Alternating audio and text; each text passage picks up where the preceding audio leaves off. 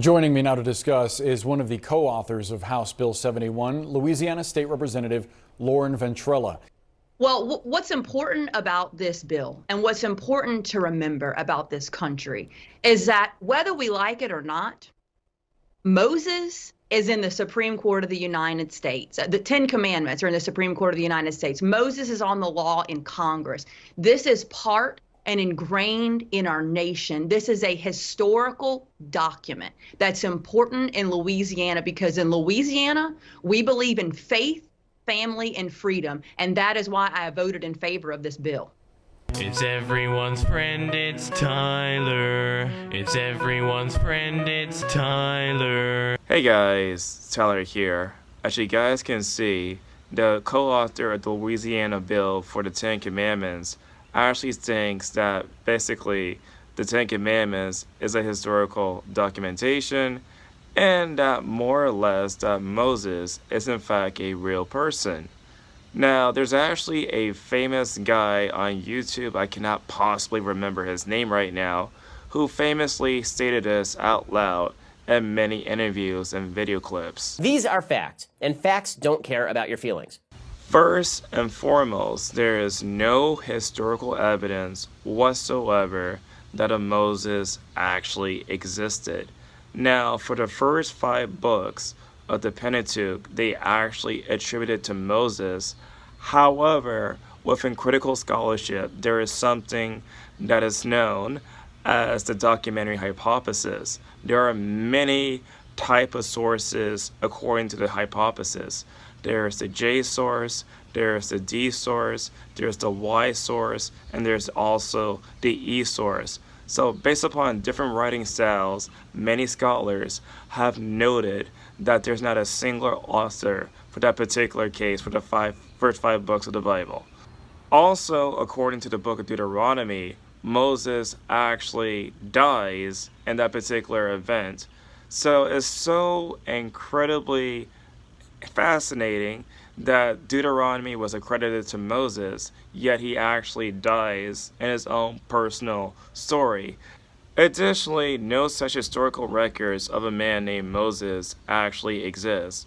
Now, what is so incredibly interesting about all of this is the fact that when you compare and contrast Exodus chapter 1 and Exodus chapter 2 to the life of Sargon Akkad, there are pretty much similarities with the fact that for the case for both figures, they are both in a basket, and someone actually finds the basket that actually helped them out when they were a baby. My changeling mother conceived me, in secret she bore me.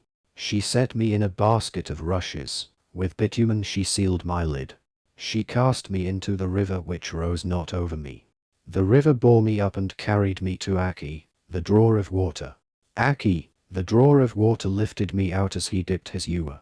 Now, when it comes down to the claim that the Ten Commandments is actually a historical document, we have no such historical documentation of the Ten Commandments actually being real.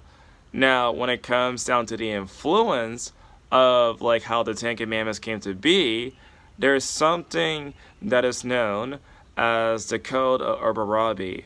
And what's so fascinating about the Code of Hammurabi is that it dedicated itself to the god Marduk for the first few lines within that particular tablet. When Anu the Sublime, king of the Anunnaki, and Bel, the lord of heaven and earth, who decreed the fate of the land, assigned to Marduk, the overruling son of Ea, god of righteousness, dominion over earthly man, and made him great among the Igigi, they called Babylon by his illustrious name, made it great on earth, and founded an everlasting kingdom in it, whose foundations are laid so solidly as those of heaven and earth. What's also interesting about the fact about Marduk is that he also makes an appearance in something that is known as the Aluma Elish.